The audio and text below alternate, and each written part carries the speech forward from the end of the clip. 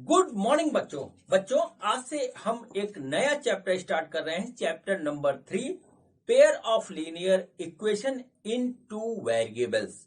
और बच्चों इसके कंसेप्ट को समझ करके हम इसकी एक्सरसाइज 3.1 सॉल्व करेंगे। ठीक है बच्चों ये क्लास 10th की सीबीएसई एनसीईआरटी की बुक का पूरा सोल्यूशन आपको इस चैनल पे अवेलेबल होगा। बच्चों जैसा कि आप जानते हैं कि मेरे को ये चैनल मेरी बेटी वंशिका अग्रवाल ने बना करके दिया है, जिसका नाम इसने रखा है मेरे पिताश्री की पाठशाला। और इस पाठशाला में मैं आपको पढ़ा रहा हूं फिजिक्स, केमिस्ट्री और मैथ।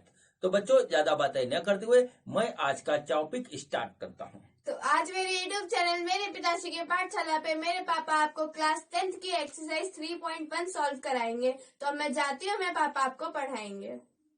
तो बच्चों आज का टॉपिक है हमारा pair of linear equation in two variables, chapter number 3 exercise 3.1 आज हम सॉल्व करेंगे क्लास 10 सीबीएसई एनसीईआरटी की। ठीक है बच्चों। तो बच्चों लीनियर इक्वेशन क्या होता है? लीनियर इक्वेशन वो होता है जिसमें हमारी वेरिएबल्स की पावर जो है वो सिंपल सी 1 होती है। ठीक है, 1 का मतलब हुआ कि यहाँ स्क्वायर क्यूब वगैरह नहीं है। तो ये बच्चों हमारे पास लीनियर इक्वेशन हो गया x plus y equal to 10। कुछ एग्जांपल लिखते हैं, 2x plus 4y equal to 37 ऐसे मान लिया। या हो गया हमारे पास 6x प्लस जो है 7y इक्वल टू हमारा हो गया 36। इस तरीके की इक्वेशन हमारी जो है लीनियर इक्वेशंस कहलाती है। अब बच्चों इसमें दो वेरिएबल्स होते हैं, एक होता है x, एक होता है y। और बच्चों इसकी डिफरेंट वैल्यू होती है जो इन इक्वेशंस को सेटिस्फाइड करती है। अब बच्चों क्या होता है कि इन वैल्यूज को निकालने के लिए बच्चों हमारे पास चूंकि 2 वेरिएबल्स हैं, ठीक है, तो यहां पे लिख लीजिए to solve the values of variable x and y, we require 2 equations. ठीक है बच्चों, क्या हुआ है कि हमारे पास 2 वेरिएबल हैं, तो बच्चों इनको सॉल्व करने के लिए हमको 2 इक्वेशन की जरूरत होती है, तभी हम इसकी वैल्यू निकाल पाएंगे। और इसीलिए बच्चों इसको कहा जाता है पेयर ऑफ लीनियर इक्वेशन, क्योंकि 2 इक्वेशन हमारी होती है। ठीक है बच्चों। अब चलिए यहां पर चलिए देखिए, हम यहां पर एक बात करते हैं और उस चीज को देखिए। तो बच्चों यहां पर क्या होता है, यहां पर बच्चों जैसे सपोज करिए कि हमने आपके सामने एक इक्वेशन लिखी 2x plus 3y is equal to 5 ऐसे लिखा। ठीक है बच्चों, अब इसमें x और y की वैल्यूज होंगी जो बच्चों इसको सेटिस्फाई करेंगी। अब ये वैल्यू हमारी फ्रैक्शन में भी हो सकती है और बच्चों इंटीजर में भी हो सकती है। तो बच्चों अगर हम x बराबर 1 और y बराबर 1 रखें तो देखिए यहां पर हमको क्या मिलेगा, 2 इंटू 1 प्लस 3 इंटू 1। तो बच्चों देखिए क्या हो गया, ये आ गया 2 प्लस 3 और ये हो गया बच्चों हमारे पास 5। ठीक है, ये सेटिस्फाइड कर रहा है। अब बच्चों देखिए इसकी एक और वैल्यू निकल सकती है। वो वैल्यू बच्चों यहां पे क्या होगी, वो बच्चों यहां पर वैल्यू होगी जैसे x इजकल टू 3/2 ले और y इजकल टू 2/3 ले, तो भी बच्चों सेटिस्फाई हो जाएगा। कैसे देखिए, x की जगह हमने रखा 3/2 और y की जगह बच्चों हमने रख दिया 2/3। तो देखिए ये गया 2 से 2 कट, ये 2 से कट, बचा 3 प्लस 2, तो बच्चों आ गया 5, सेटिस्फाई हो गया। ठीक है बच्चों। अब बच्चों देखिए यहां पर इस इक्वेशन के जो है एक से ज्यादा सोल्यूशन है। हो सकता है केवल एक ही सोल्यूशन हो, ऐसा भी हो सकता है, एक से ज्यादा भी हो सकता है। बच्चों हमारी वैल्यू इंटीजर भी हो सकती है और फ्रैक्शनल वैल्यू भी आ सकती है। ठीक है, तो बच्चों ये कैसे पता लगेगा? ठीक, सवाल यहां पर ये पैदा होता है कि किसी इक्वेशन की कितनी वैल्यू है या बच्चों कोई सोल्यूशन है या नहीं है, ये कैसे पता लगेगा, यहां पर ये बात आती है। ठीक है बच्चों, तो बच्चों इसको बताने जा रहा हूं मैं, नोट कर लीजिए। ठीक है, तो चलिए बच्चों आपको मैं बात बताऊं क्या होता है कि linear equation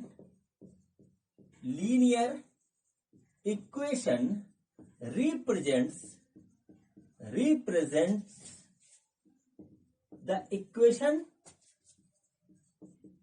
the equation of a straight line, the equation of a straight line, एक स्ट्रेट लाइन की इक्वेशन को ये रिप्रेजेंट करता है। ठीक है बच्चों, अब देखिए कैसे रिप्रेजेंट करता है वो मैं आपको बता दूं। देखिए क्या हो गया, सपोज करिए एक हमारे पास इक्वेशन इस तरीके से है, ठीक है, एक इक्वेशन हमारे पास इस तरीके से है, a x plus b y is equal to c, ऐसे सपोज कर लीजिए है।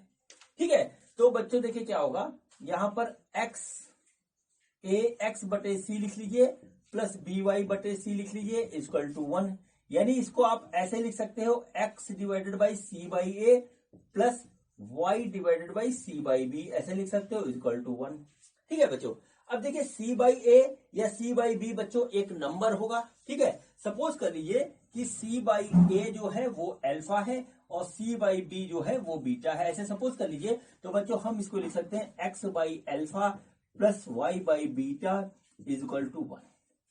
ठीक है बच्चों, ये जो क्वेश्चन थी ये वही है, बस इसको लिखने का तरीका बदल गया। ये भी बच्चों स्ट्रेट लाइन को रिप्रेजेंट कर रही है, ये भी स्ट्रेट लाइन को रिप्रेजेंट कर रही है। बच्चों हम इसको जो है ड्रॉ करेंगे ग्राफ पेपर पे। देखिए कैसे ड्रॉ करते हैं वो मैं आपको बता दूं। देखिए ये हमारा हो गया वाई एक्सिस, ये हमारा हो गया एक्स एक्सिस इस तरीके से। ठीक है, एक्स एक्सिस। बच्चों एक्स के नीचे कुछ भी लिखा हो, माइनस में हो, प्लस में हो, पूरा नंबर हो, नेचुरल नंबर हो या फ्रैक्शन हो, कुछ भी हो, वो बच्चों हम सीधे सीधे यहां पे दे देंगे। सपोज करिए ये हमारा है अल्फा, और y के नीचे कुछ भी हो उसको हम y एक्सिस पे बना देंगे। सपोज करिए ये हमारा है इस तरीके से बीटा। ठीक है, ये देखिए ये बीटा हो गया। तो बच्चों ये स्ट्रेट लाइन जो होगा वहां से पास होगा, ऐसे एक अल्फा और बीटा को मिलाती हुई लाइन बना दीजिए, ये स्ट्रेट लाइन हमारी इसको रिप्रेजेंट करेगी। जैसे जैसे हमारी वैल्यू अल्फा बीटा की बदलेगी, हमारा स्ट्रेट लाइन जो है इधर से उधर बदलेगा। सबसे आसान तरीका मैंने आपको स्ट्रेट लाइन बनाने का बता दिया, अभी इसको हम अप्लाई करेंगे। ठीक है बच्चों, तो इस टाइप की इक्वेशन हमारी क्या है, एक स्ट्रेट लाइन को रिप्रेजेंट करती है। ये बात आप नोट कर लीजिए। अब बच्चों यहां पर आते हैं, अभी जो एग्जाम्पल हमने लिया था उसी को मैं आपको लिख के बताता हूं। ठीक है, उसी एग्जाम्पल को लिख के बताता हूं। जैसे सपोज करिए हमारे पास इक्वेशन है 2x plus 3y is equal to 5, और हमने अभी सोल्यूशन निकाला था x इज इक्वल टू 1 और y इज इक्वल टू 1, इसका दिया था सोल्यूशन। यानी कि x और y बच्चों जो है इसको सेटिस्फाई करता है, इस इक्वेशन को। इसका मतलब क्या होता है कि एक्स वाई जो कि है हमारा 1,1, ठीक है, lies on the given equation या given straight line, given straight line. अभी आप सपोज करिए कि ये जो है यही है, तो ये जो पॉइंट है आया हमारा, ये इस पे कहीं इस तरीके से यहां पे होगा 1, 1। ठीक है, ऐसा सपोज करिए कि 1, 1 इसके ऊपर रखेगा। अब बच्चों दूसरा पॉइंट लेते हैं। सपोज करिए हमने 1 और 2 एक दूसरा पॉइंट लिया। ठीक है, 1 और 2 दूसरा पॉइंट बच्चों यहां कहीं आएगा इस तरीके से। अब देखिए क्या होता है कि इसको करेंगे तो 2 इंटू 1 प्लस 3 इंटू 2 तो हो गया 2 प्लस 6, तो ये हो गया 8। अब बच्चों 8 आया और ये बच्चों 5 आना है, यानी कि ये सेटिस्फाइड इसको नहीं कर रहा है। इसका मतलब ये हुआ कि ये वाला जो पॉइंट है वो इसके बाहर होगा, इसके ऊपर नहीं होगा। ये बात यहां पे साफ साफ निकल के आती है। तो बच्चों यहां से एक बात क्लियर होती है कि जो भी एक्स वाई की वैल्यू इस इक्वेशन को सेटिस्फाई करेगी वो इस लाइन पे होगी, और जो नहीं सेटिस्फाई करेगी वो इस लाइन पे नहीं होगी। मतलब क्या हुआ कि जो एक्स वाई की वैल्यू इसके ऊपर होगी वो इसका सोल्यूशन होगा, इसका रिजल्ट होगा, एक्स वाई की वैल्यू होगी। ठीक है, इतनी बात आप समझ लीजिए। अब यदि ये बात आपको समझ में आ गई तो अब इस चैप्टर में आपके लिए ज्यादा कुछ कठिन बात नहीं बची। अब देखिए क्या होता है बच्चों, वो मैं आपको बताता हूं।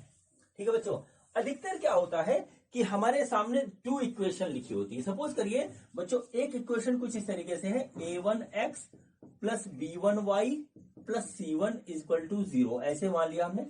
ठीक है, दूसरी इक्वेशन है हमारे पास a2x plus b2y plus c2 equal to 0। इस तरीके से हमारे पास 2 इक्वेशन है। ठीक, तो बच्चों इन दोनों इक्वेशन से जो हमको सोल्यूशन मिलेगा वो ऐसा होगा जो इन दोनों इक्वेशन को सेटिस्फाई करता होगा। मतलब क्या होता है कि ये भी एक स्ट्रेट लाइन है और ये भी एक स्ट्रेट लाइन है। दोनों स्ट्रेट लाइन के ऊपर वो पॉइंट होगा जो एक्स और वाई की वैल्यू होगी। अब बच्चों यहां से कहानी नई जनरेट होती है, वो ये होती है कि हमारी स्ट्रेट लाइन ये और ये कैसी होगी, इसके ऊपर डिपेंड करता है कि इसका सोल्यूशन कैसा होगा। ठीक है बच्चों, देखिए हमने आपको अभी क्या बताया कि एक्स वाई की जो वैल्यू होगी वो इसके ऊपर भी लाई करेगी, एक्स वाई की जो वैल्यू होगी वो इसके ऊपर भी लाई करेगी। यानी दोनों के ऊपर जो है दोनों वो पॉइंट दोनों लाइन के ऊपर आता होगा। ठीक है, अब बच्चों इस कंडीशन को लेकर के हमारे पास जो है 3 केसेस बनते हैं। नोट कर लीजिए, 3 केसेस हमारे बनते हैं, 3 केसेस बनते हैं। नंबर 1, ठीक है, क्या होता है, ओनली वन सोल्यूशन। ठीक है, only one solution of the 2 equation. ठीक है, ऑफ द 2 इक्वेशन, ये देख लीजिए इस तरीके से। दूसरा केस बच्चों हमारे पास बनता है नो सोल्यूशन का। इन दोनों का कोई भी ऐसा पॉइंट नहीं होता जो दोनों को सेटिस्फाई कर दे। ठीक है, ऐसा कोई भी पॉइंट होता है जो दोनों को सेटिस्फाई कर दे। और तीसरा केस होता है बच्चों there is infinite solution of the given equation. Given equation के हमारे पास इनफाइनाइट सोल्यूशन है। अब देखिए कैसे, ठीक है, ये तीनों कैसे होता है डिपेंड करता है इक्वेशन हमारी कैसी। ये सिंबॉलिक है, A1 B1 C1, A2 B2 B2 C2 symbolic है। अब इसकी वैल्यू जैसी होगी वैसे ही हमारी स्ट्रेट लाइन बनेगी, वैसी इक्वेशन होगी। और बच्चों वही हमारा डिसाइड करेगा कि हमको एक सोल्यूशन मिलेगा, हमको नो सोल्यूशन मिलेगा, या बच्चों हमको मिलेगा इनफाइनाइट सोल्यूशन। देखिए क्या होता है, देखिए ये क्या है कि ये दोनों हमारा स्ट्रेट लाइन है। और स्ट्रेट लाइन बच्चों देखिए हम बनाएंगे एक्स एक्सिस वाई एक्सिस पे। तो बच्चों देखिए ये हो गया वाई एक्सिस और ये देखिए हो गया एक्स एक्सिस। ठीक है, ये ओरिजिन हो गया। सपोज करिए पहला ये हमारा जो है फर्स्ट जो है इक्वेशन है, ये सेकंड इक्वेशन है। बच्चों यहां से क्या हुआ कि पहली इक्वेशन बच्चों क्या हुई हमारी, देखिए ऐसे स्ट्रेट लाइन सपोज करिए हमको मिलता है, ये हो गया फर्स्ट वाला। ठीक है, और बच्चों इसके बाद हमने दूसरे को ड्रॉ किया तो इक्वेशन हमारा ऐसे मिला स्ट्रेट लाइन का। ठीक है, इस इक्वेशन का स्ट्रेट लाइन बच्चों कुछ ऐसा हुआ है, थोड़ा सा कर्व हो गया, मैं दोबारा बना देता हूं इसको। ठीक है, देखिए कुछ गड़बड़ हो गया। तो बच्चों देखिए क्या हुआ, इसके कारण जो हमें स्ट्रेट लाइन फाइंड आउट हुई वो बच्चों थोड़ा जो है ऐसी फाइंड आउट हुई। ये देखिए ये ऐसे स्ट्रेट लाइन मिली। अब बच्चों यहां पर देखिए क्या होता है कि एक पॉइंट ये मिला जो बच्चों इस वाले लाइन पे भी है और इस वाली लाइन पे भी है। यानी कि इस पॉइंट के जो हमारे कोऑर्डिनेट होंगे एक्स और वाई पे, ठीक है बच्चों, सपोज करिए ए और बी आ रहा है, तो बच्चों यही इन दोनों इक्वेशन का सोल्यूशन होगा। और बच्चों ये पहली लाइन है, ये दूसरी लाइन है, और बच्चों ये आगे इसको चाहे आप कितना भी बढ़ा दें ये वापस मिलेगी नहीं कहीं पे। तो एक ही पॉइंट है जो हमारा जो है सेटिस्फाई कर रहा है इसको भी और इसको भी, यानी कि यही इसका सोल्यूशन होगा। ये बच्चों पहला केस बनता है जब हमारा ओनली वन सोल्यूशन होता है। ठीक है बच्चों, अब देखिए आते हैं सेकंड केस पे, no solution.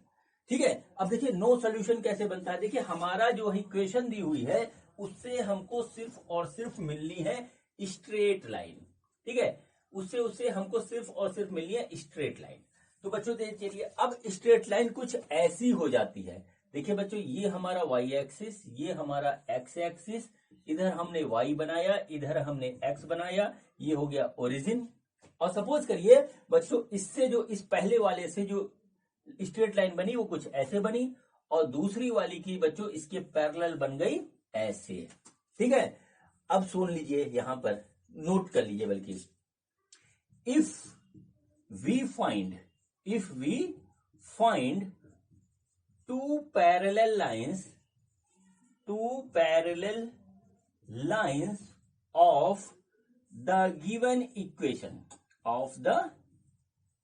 given equation, then there is no solution no solution of the given equation. Given equation का कोई भी सोल्यूशन हमारे पास नहीं होगा। दो स्ट्रेट लाइन है, हमने दोनों को ड्रा किया ग्राफ के ऊपर, तो दोनों बिल्कुल पैरेलल आई। अब देखिए ये एक दूसरे को कहीं नहीं मिलेगी इनफाइनाइट तक, ठीक है। तो बच्चों जब कहीं नहीं मिल रही है तो यानी कि इन दोनों के पास कोई भी ऐसा कॉमन पॉइंट नहीं है जो इसको सेटिस्फाई करे। तो बच्चों इसका और इसका कोई भी सोल्यूशन हमारे पास नहीं होगा। ये बच्चों हो गया दूसरा केस।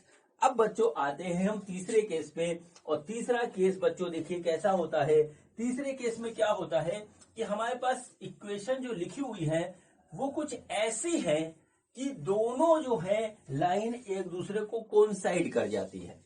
देखिए क्या हुआ यहां पर, देखिए इस तरीके से ये वाई एक्सिस, ये एक्स एक्सिस, ये हो गया वाई एक्सिस, और ये हो गया बच्चों एक्स एक्सिस, ये हो गया ओरिजिन, इस तरीके से, ठीक है।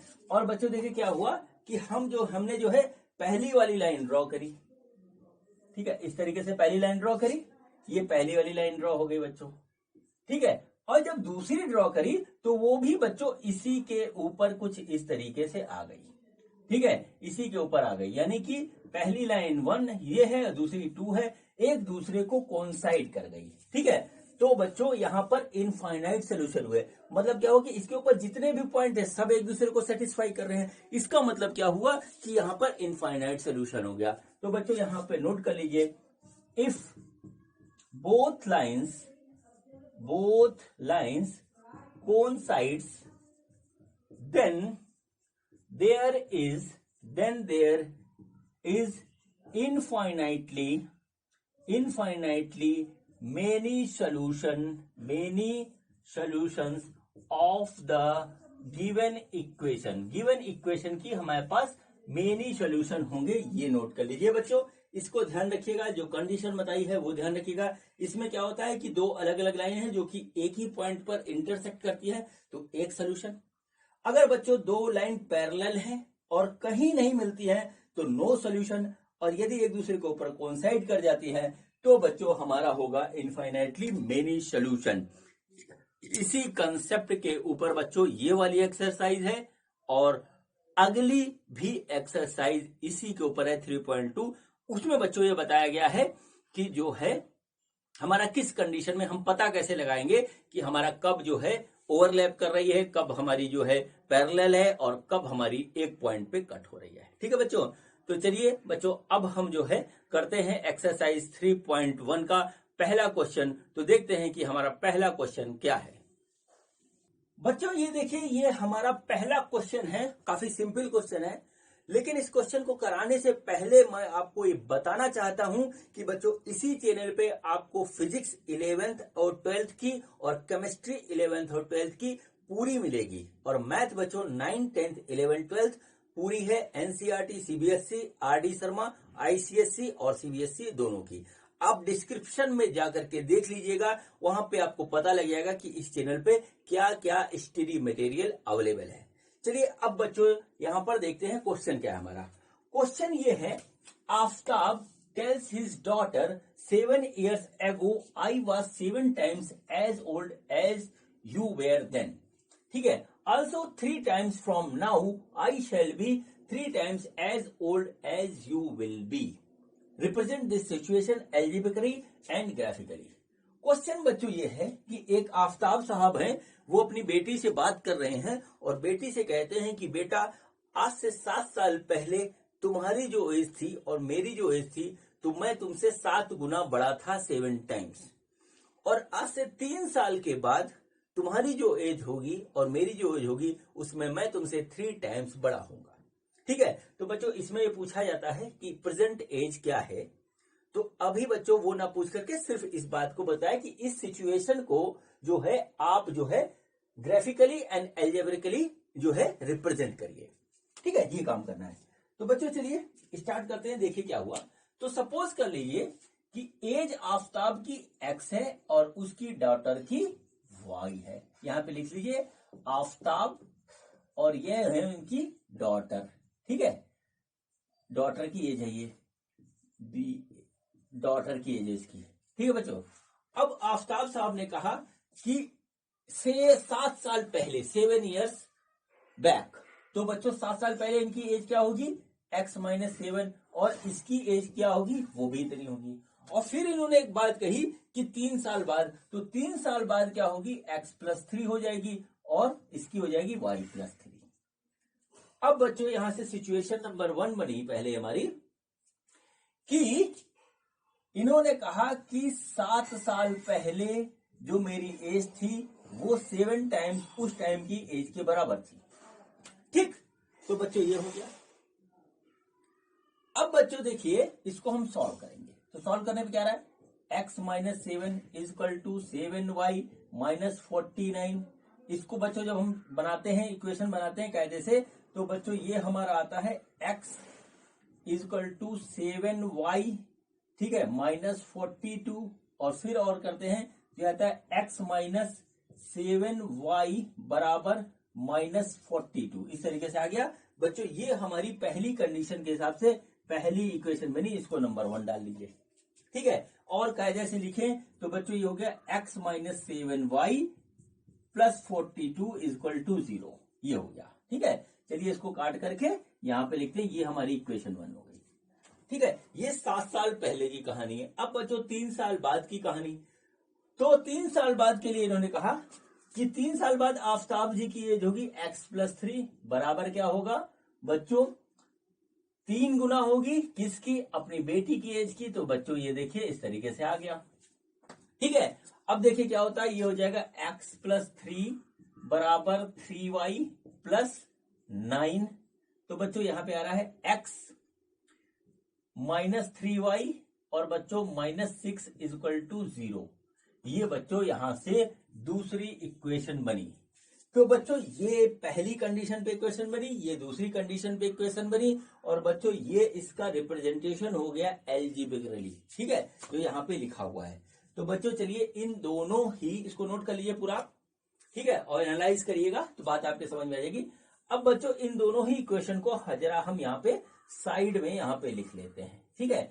तो बच्चों यहाँ पे हमारा निकला x - 7 + 42 = 0, ये आ गया बच्चों पहली कंडीशन पे जो इक्वेशन बनी वो, और दूसरी कंडीशन पे जो इक्वेशन बन रही है वो आ रही है x - 3y - 6 = 0। ये दोनों इक्वेशन हमारी बन गई, ठीक है बच्चों। अब बच्चों यदि हम चाहें तो इसको सॉल्व कर सकते हैं, लेकिन सॉल्व करना आपके आगे के एक्सरसाइज में बताया गया, वहां पे देखेंगे। अब बच्चों इसका दूसरा पार्ट है रिप्रेजेंट दिस सिचुएशन एल्जेब्रिकली।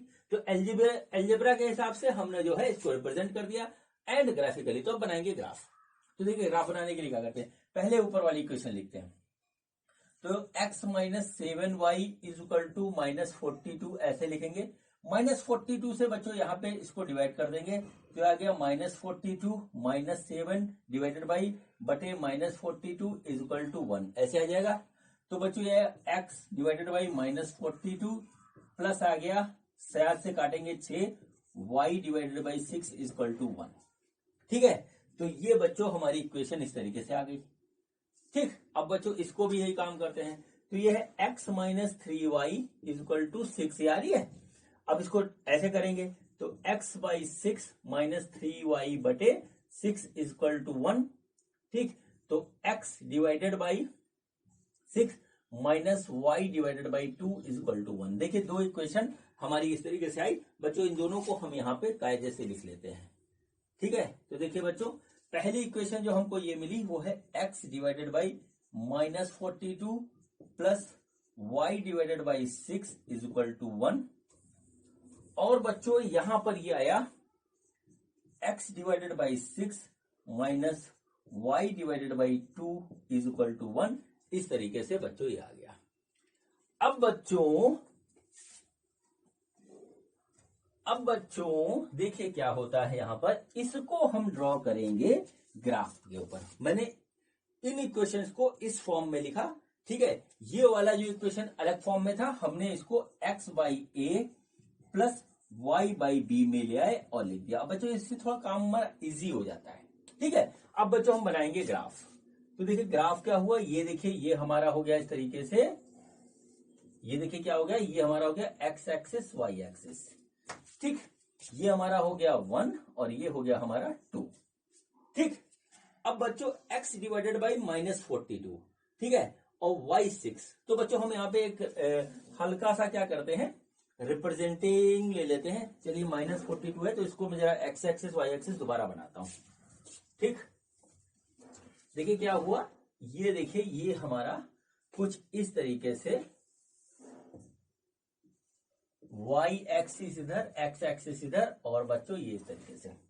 अब देखिए क्या हुआ, ये है -42, तो माइनस साइड में हम 42 सपोज कर लेते हैं, ये है। ठीक है, हमने सपोज किया केवल, और 6 सपोज किया हमने, यहां पे है। अगर आप एग्जैक्टली जब बनाओगे ना ग्राफ में तो आपको मिल जाएगा सब।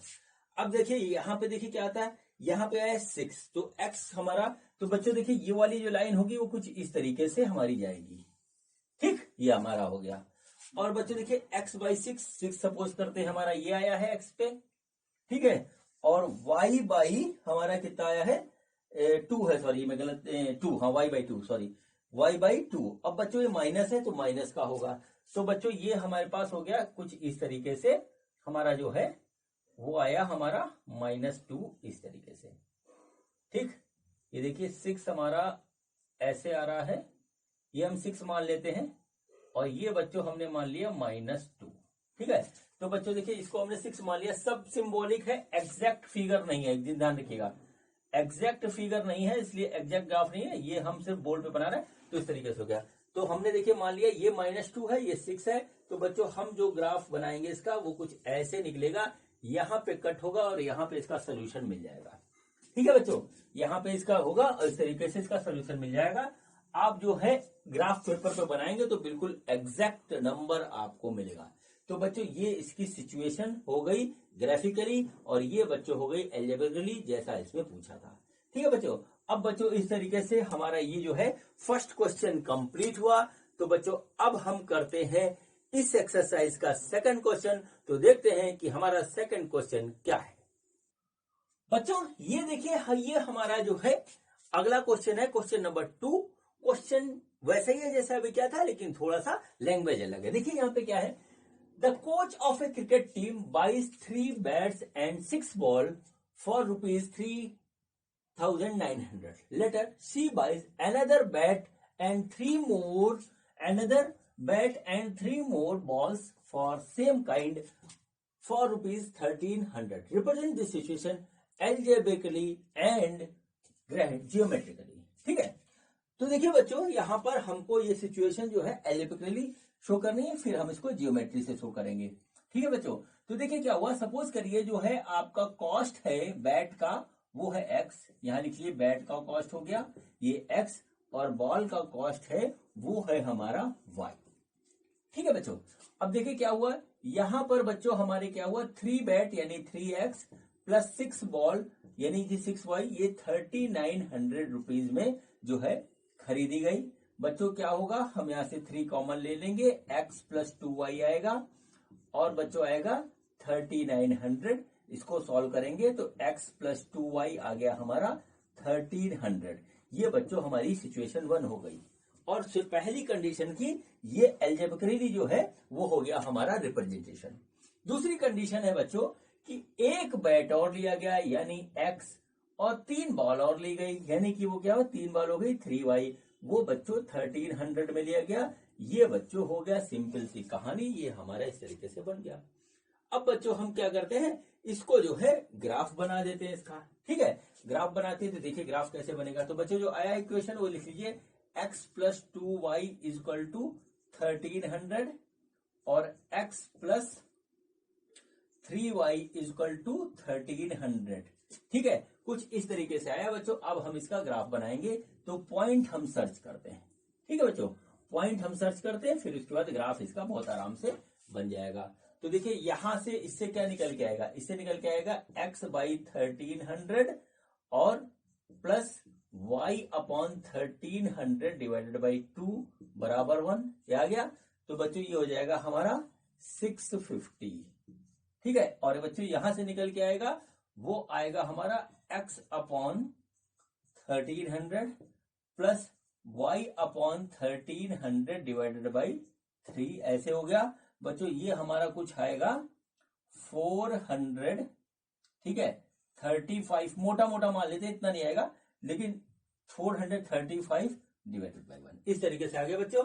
तो हमारे पास दो इक्वेशन आई, ठीक है। ये इक्वेशन जो आई पहली वाली, वो बच्चों ये आई x upon 1300 plus y upon 650 equal to 1, और दूसरी ये आई। अब बच्चों इसका हम ग्राफ बना देंगे, मैं एक ही में बना देता हूं, आप अलग अलग बनाइएगा। तो देखिए बच्चों क्या हुआ, ये हमारे पास कुछ हो गया x एक्सिस और y एक्सिस, ये हो गया y एक्सिस, ये हो गया x एक्सिस, ये बच्चों हो गया हमारे पास ओरिजिन।